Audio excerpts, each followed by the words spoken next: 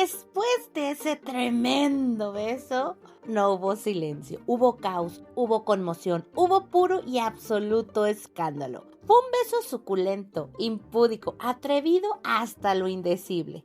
¿Cómo era posible que dos casas tan formales, tan distinguidas, terminaran protagonizando la escena más provocadora del año?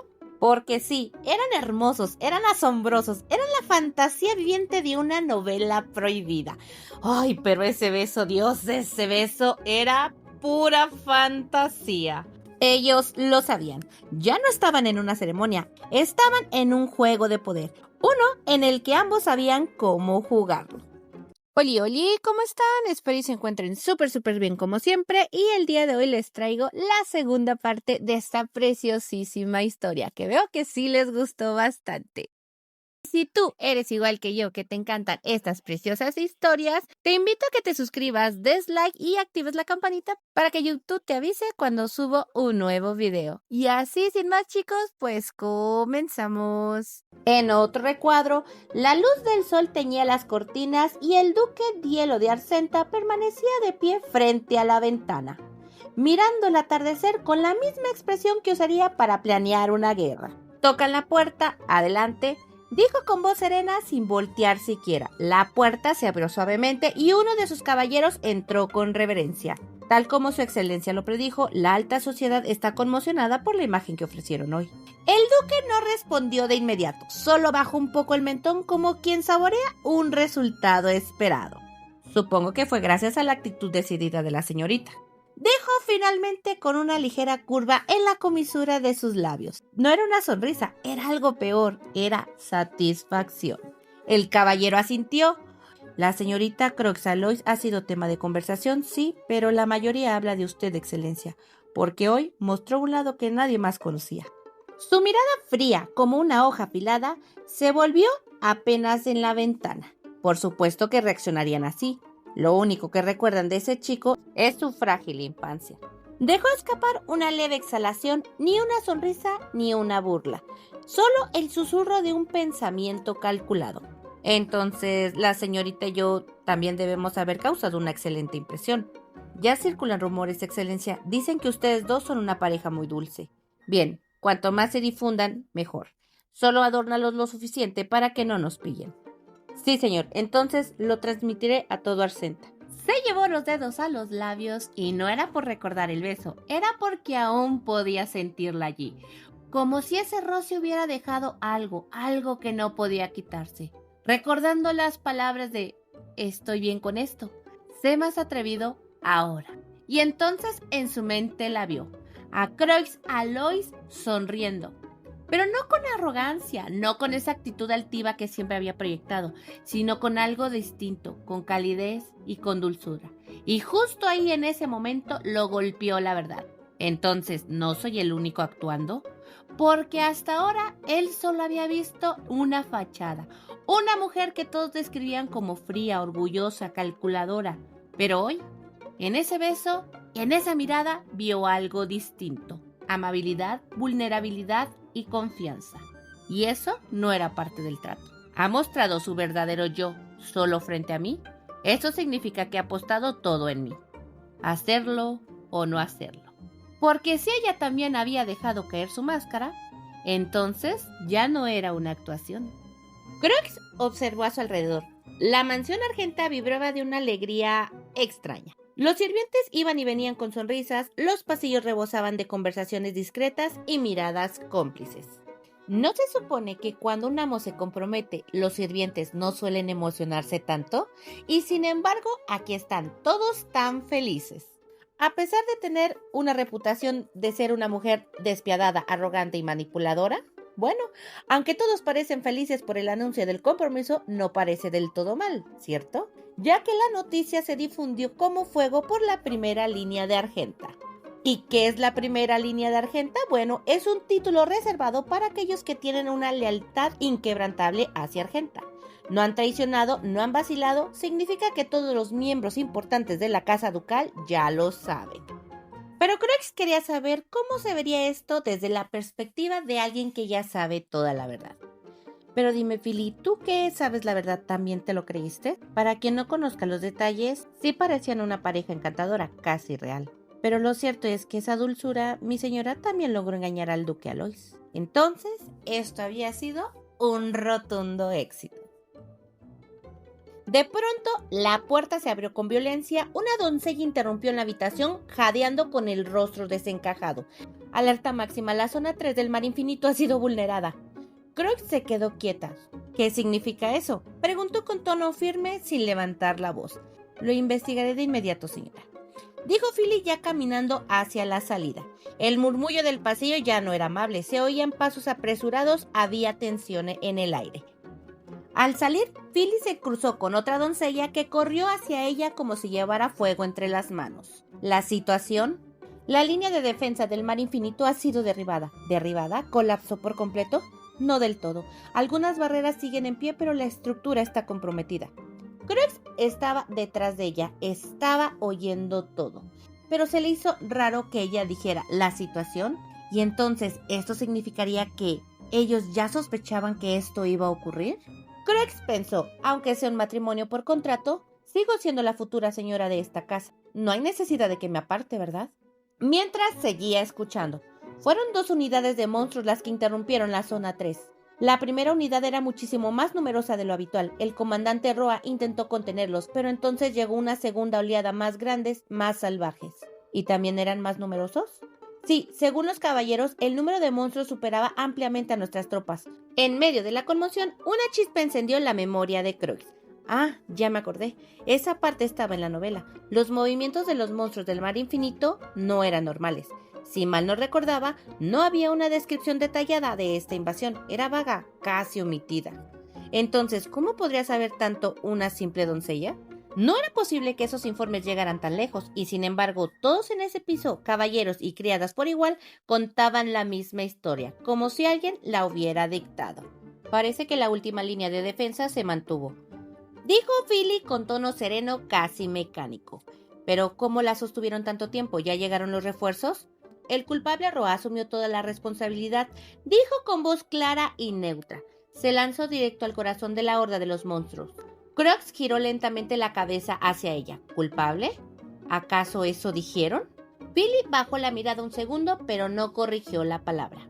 Mientras Roa se enfrentaba a los monstruos desenfrenadamente, los demás lograron reorganizar la línea defensiva y mantenerla. Gracias a ello, las tropas de refuerzo ya están en camino. Croix sintió un escalofrío, no por la amenaza externa, sino por esa frialdad en el tono de todos, esa exactitud en cada frase, como si repitieran un libreto. Roa, el caballero que se había arrojado al frente, que se había enfrentado solo a la muerte, no era tratado como un héroe.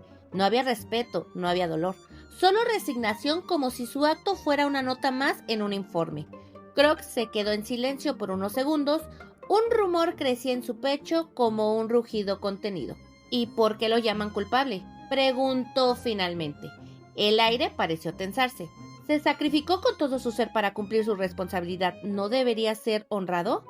Nadie respondió de inmediato. Solo miradas bajas, solo silencio. Porque no cumplió bien con su deber. ¿No cumplió bien? ¿A pesar de haberse lanzado solo contra una horda de monstruos para ganar tiempo? Si no se hubiera sacrificado, habría sido castigado aún más severamente. Así son las leyes de Argenta. Probablemente en Alois no estén acostumbrados a esto, pero en Argenta eso es una costumbre. En Argenta existe un código de conducta absoluto, hacerlo o no hacerlo, no hay un punto medio. Croix sintió un estremecimiento, esa frase la había visto antes, no era un dicho cualquiera, hacerlo o no hacerlo. Esa es una expresión que apareció por primera vez en la descripción de Argenta en la obra original, una línea seca, cortante. Un lugar donde si no cumples bien con tu tarea, debes entregar tu vida y aún entregándola, sigues siendo considerado un culpable. Levantó la mirada, ahora comprendiendo algo más profundo, algo que pasaba desapercibido en la superficie. ¿Por eso no lo honran?, dijo con voz envenenada de comprensión. Porque morir no basta. Si no cumpliste con perfección, fallaste, y quien falla es culpable.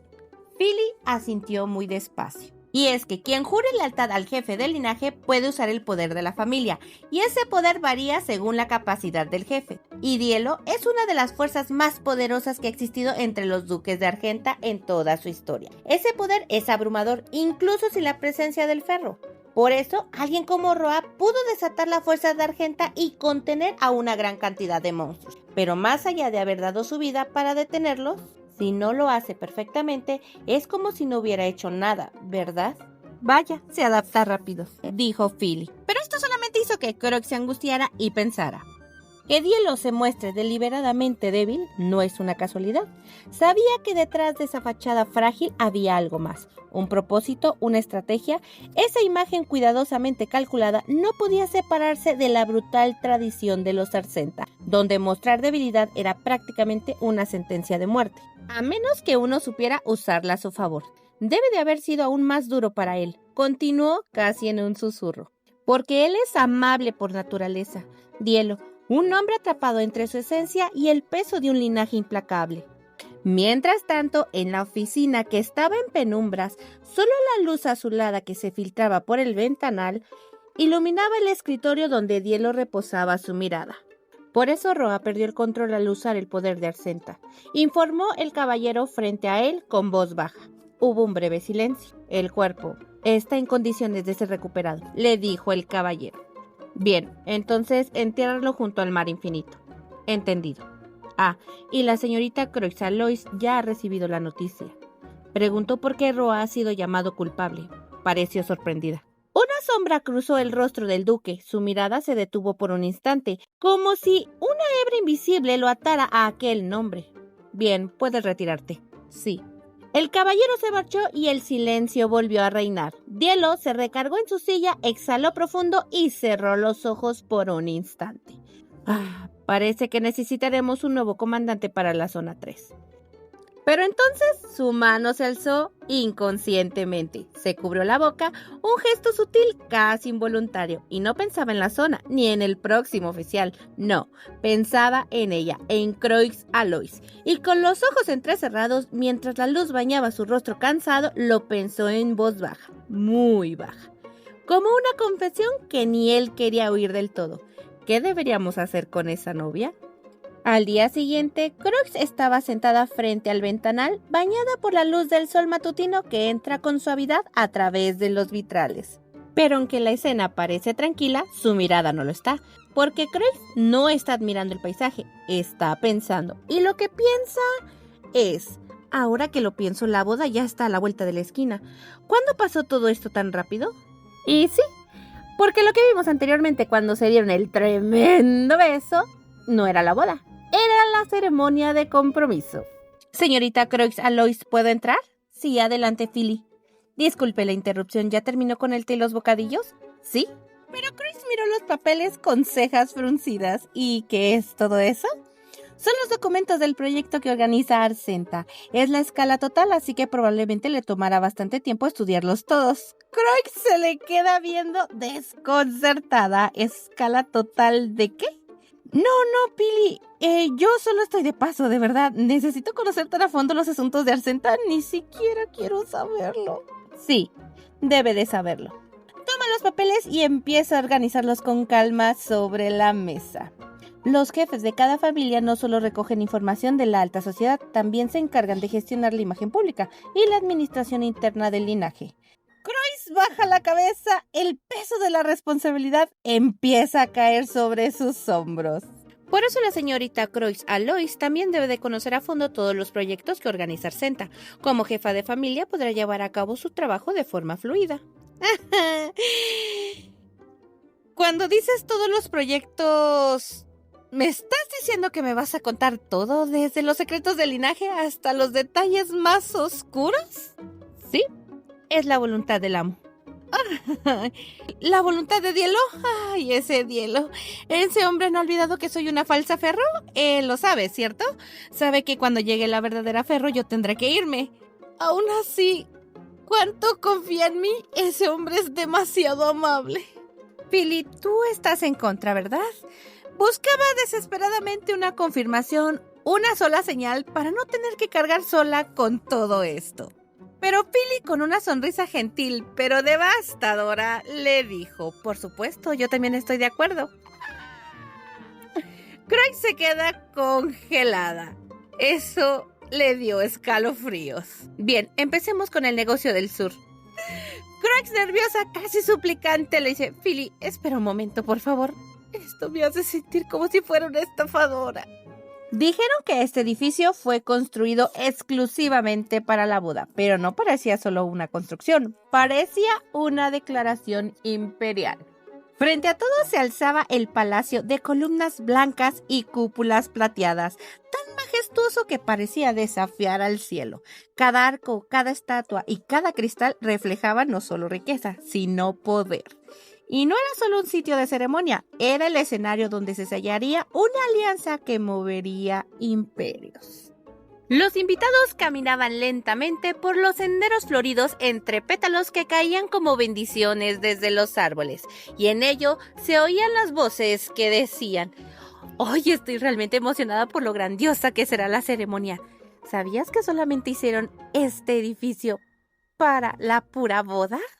En un salón iluminado por vitrales dorados, ultimaban los detalles del traje nupcial del duque Dielo de Arcenta. Un atuendo blanco inmaculado adornado con oro imperial, guantes perfectos, una mirada serena que escondía un mar helado. Tan impecable, tan majestuoso, tan peligrosamente bello. La puerta se abre. Entra el duque Alois con una sonrisa amable pero falsa. Parece que los preparativos van bien. Te encargo a mi hija. Lo dijo con cortesía, pero esa amabilidad tenía un filo de una daga cubierta de terciopelo. Es una niña con muchas carencias, pero te pido, por supuesto, dijo el duque de Arcenta. Ya que el matrimonio los une, dejemos atrás el largo rencor entre nuestras casas. Reciba a mi hija como una esposa valiosa. Es lo mínimo que se espera, no se preocupe tanto. Entonces nos vemos más tarde. Y apenas se fue el duque, Dielo bajó la cabeza. No dijo nada, pero su silencio hablaba más fuerte que cualquier promesa. Hipócrita viejo desgraciado. La ceremonia casi empezaba. Los invitados comenzaban a inquietarse.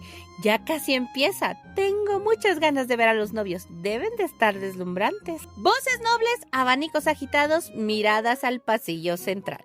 En eso va entrando la familia Alois, y con ellos un espectáculo nunca antes visto. Una danza líquida de agua suspendida en el aire adornó el pasillo central como si las mismísimas gotas estuvieran encantadas. Reflejaban la luz del mediodía en miles de prismas, como un río de estrellas flotando. Y entre esa sinfonía visual de poder entró él. Entró con paso firme, ceremonial, caballeroso. Cada movimiento medido como si la etiqueta fuera parte natural de su cuerpo. Y entonces entró ella, sin aspavientos, sin teatralidad, solo paso firme y rostro sereno. Su cabello estaba recogido con ondas suaves que dejaban ver un rostro limpio, enmarcado por 2 broches de perlas y cristal a cada lado. El peinado era sencillo, pero cuidadosamente elaborado, sin exageración, sin exceso, elegante y exacto. El maquillaje mantenía la misma línea. El vestido era de un corte clásico, cuerpo ajustado con encaje floral, mangas abombadas a la altura de los hombros, el escote corazón, discreto pero presente, sostenía un collar de encaje a juego. Avanzaba con una sonrisa tenue, no parecía nerviosa, ni mucho menos contenida. A cada paso, su sonrisa irradiaba una calma dulce, como si ese matrimonio fuera exactamente lo que deseaba. Y entonces lo vio. Allí estaba él, de pie al otro extremo del pasillo. Croix caminó hacia Dielo sin desviar la mirada y cuando estuvieron frente a frente, ambos se observaron en silencio. A su alrededor, la ceremonia seguía envuelta en murmullos de admiración, pero ella solo podía notar una cosa. Del lado reservado para la familia de la novia estaba su padre, sentado con el rostro severo y los ojos como cuchillas, analizando todo con una precisión aterradora. Parecía estar asegurándose de que su hija estuviera cumpliendo exactamente con sus órdenes. Crux bajó ligeramente la mirada y pensó: por su expresión parece que aún no ha descubierto el plan con Dielo, ¿verdad? Alzó de nuevo los ojos. Del lado del novio el panorama era muy distinto, vacío. Tan vacío como lo recordaba en la historia original, porque sí, el duque Alois había asesinado a toda la familia de Dielo. Crux lo miró con tristeza. Pero Dielo tenía una media sonrisa serena. ¿Será que lo sabe? ¿Sabe que el duque Alois es el culpable? Como si hubiera sentido el peso de su mirada, Dielo giró apenas el rostro y la miró de reojo. Le dedicó una sonrisa preciosa, pero algo desconcertada, como si no entendiera por qué ella lo miraba con una mezcla de compasión y culpa. Por más que lo mire, parece que no lo sabe. Si lo supiera, no se estaría casando con la hija de su enemigo que mató a sus padres, ¿verdad? Y entonces, muy adentro de sí, con el corazón apretado por la culpa y la furia contenida, Croix pensó: pobre hombre, Dielo, con mi pequeña fuerza te ayudaré a matar al duque Alois cuando llegue el momento. Y así, sin más, comenzó la ceremonia de boda. Ambos dieron un paso al frente, envueltos en aplausos y miradas curiosas. Prometieron ser el uno para el otro para siempre. Se miraron con ternura, con las mejillas levemente sonrojadas, como si en verdad estuvieran enamorados. Como pareja unida por el lazo del matrimonio, por favor, den su beso de juramento. En ese momento, la magia del agua comenzó a danzar en el aire. Pequeños hilos cristalinos giraban alrededor, reflejando luces como si cada gota llevara una bendición. Dielo tomó su mano con gentileza y fue cuando Croix lo vio. El emblema de la cabeza de la casa, pero más que un símbolo, era una trampa, una jaula invisible que sellaba el verdadero poder del jefe del linaje. Es el lirio. Eso es lo que impide que su poder florezca por completo. Si la verdadera Ferro lo elimina, el poder de la cabeza aumentará exponencialmente. Pero si lo toma alguien que no sea la Ferro, entonces ese poder jamás crecerá. Y entonces lo dijo con mucha decisión: Dielo y yo debemos de proteger ese emblema a toda costa.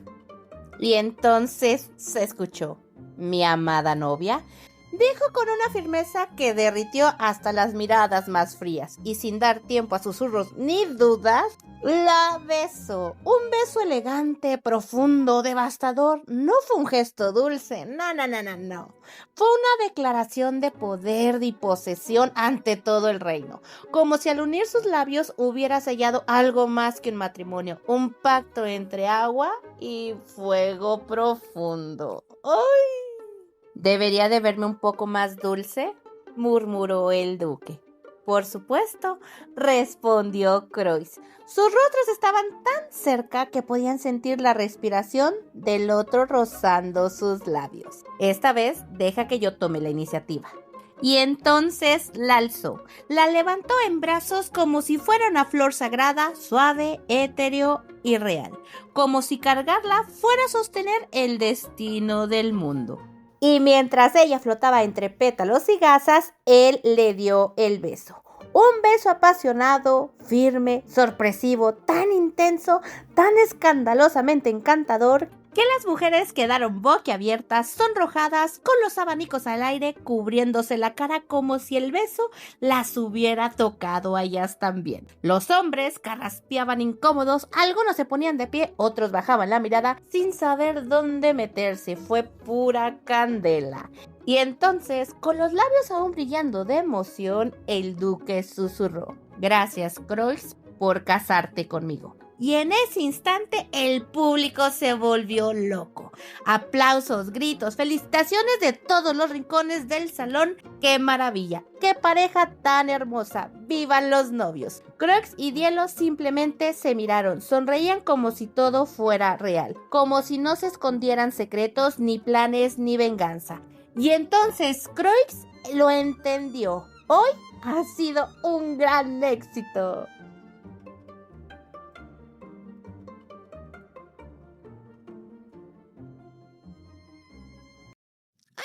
Chicos, ¿cómo vieron esta boda? La verdad es que fue todo un espectáculo digno de esta novela. Pero los protagonistas de estos capítulos no fue nada más ni nada menos que esos tremendos besos que se dieron nuestros hermosos protagonistas, porque de bellos tienen todo.